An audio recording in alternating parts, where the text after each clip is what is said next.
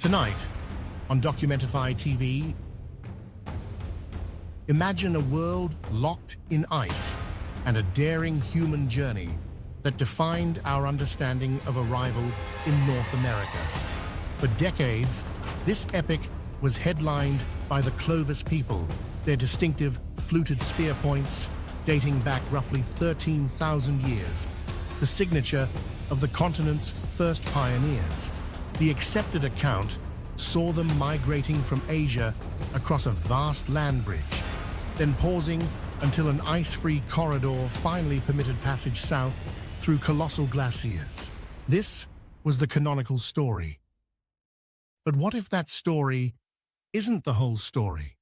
What if humans walked this continent thousands of years before those legendary Clovis hunters?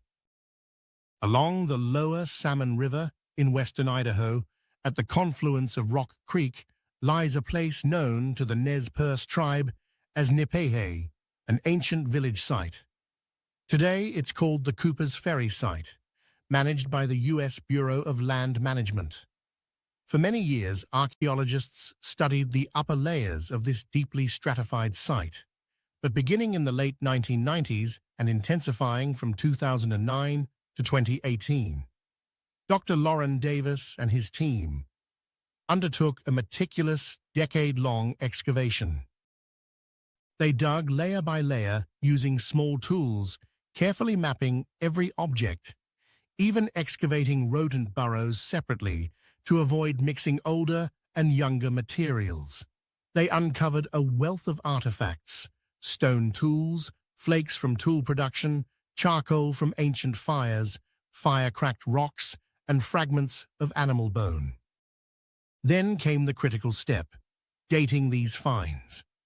Working with experts at Oxford University, known for pioneering radiocarbon dating techniques, they focused on the organic materials: tiny pieces of charcoal and small fragments of animal bone from the very deepest, oldest layers. The results were paradigm-shifting. Radiocarbon dates from these lowest layers consistently ranged from 14,000 to 16,000 years old.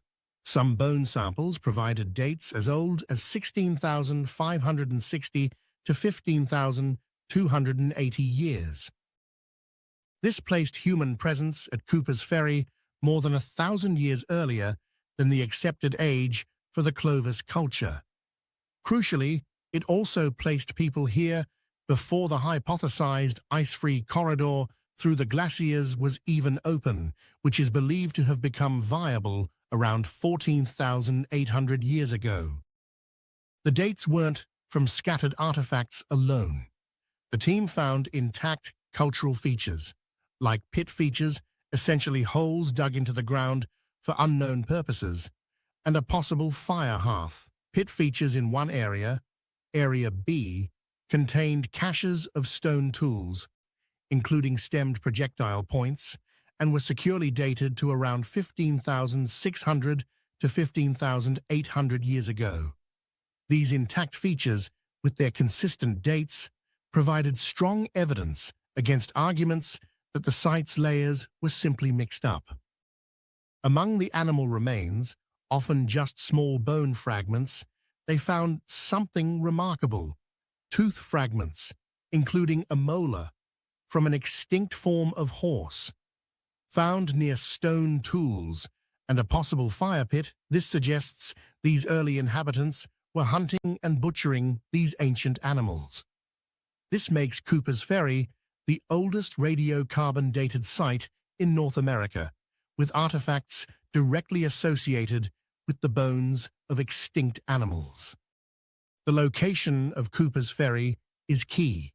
Situated along the Salmon River, which flows into the massive Columbia River Basin, it sits south of where the colossal ice sheets would have blocked passage inland around 16,000 years ago.